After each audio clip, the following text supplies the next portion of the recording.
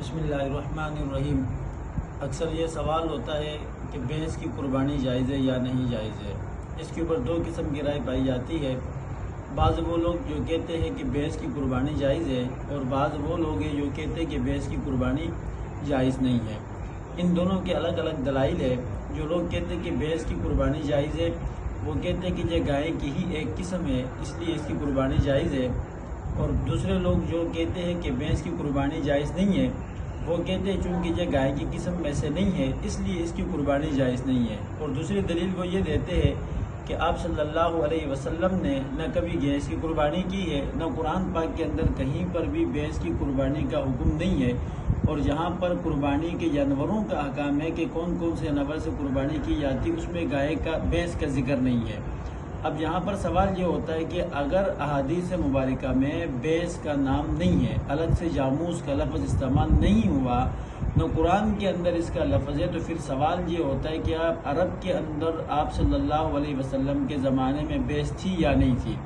ہاں، عرب کے اندر تھی، لیکن بہت کم تھی۔ آپ صلی اللہ علیہ وسلم سے کیا بھینس کا دودھ پینا ثابت ہے یا نہیں ہے؟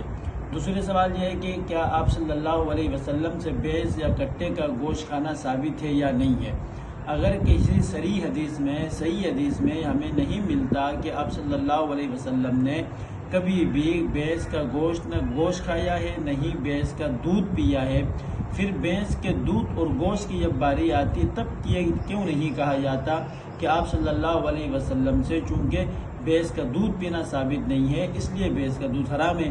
چونکہ آپ صلی اللہ علیہ وسلم سے بھینس کا گوشت کھانا ثابت نہیں ہے، اس لیے کہ یہ بھینس کا گوشت حرام ہے۔ یہاں پر یہ نہیں کہا جاتا پھر قربانی کے موقع پر کہ بھینس کی قربانی ہوتی یا نہیں ہوتی، یہ سوال کیوں اٹھتا؟ میں یہ سمجھتا ہوں کہ یہ بھینس جو ہے وہ گائے کے نفس میں سے ہی ہے، جیسے گائے ہیں ویسے ہی بھینس ہے، یہ اسی کی قبیل میں سے اس سے قربانی ہوتی ہے۔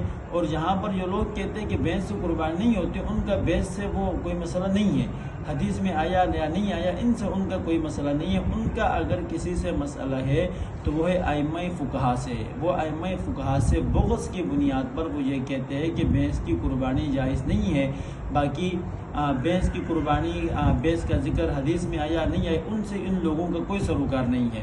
اگر ان کا سروکار ہوتا تو بھینس کا دودھ بھی نہ پیتے اور اس کا گوشت بھی نہ کھاتے۔ اب بھینس کا دودھ بھی پیتے ہیں، اس کا گوشت بھی کھاتے اور کہتے ہیں قربانی نہیں ہوتی، تو یہ سیدھے الفاظ میں ان کی جو بغض واضح ہو جاتا ہے کہ ان کا حسد، بغض، عناد جو ہے وہ ائمہ فقہا کے ساتھ ہے، امام ابو حنیفہ کے ساتھ ہے، امام شافعی کے ساتھ ہے، امام مالک کے ساتھ ہے، امام احمد بن حنبل کے ساتھ ہے۔ ان کی بغض کی بنیاد پر یہ کہتے ہیں کہ بھینس کی قربانی جائز نہیں ہے، لیکن در حقیقت صحیح یہ ہے کہ بھینس کی قربانی کیا ہے؟ جائز ہے۔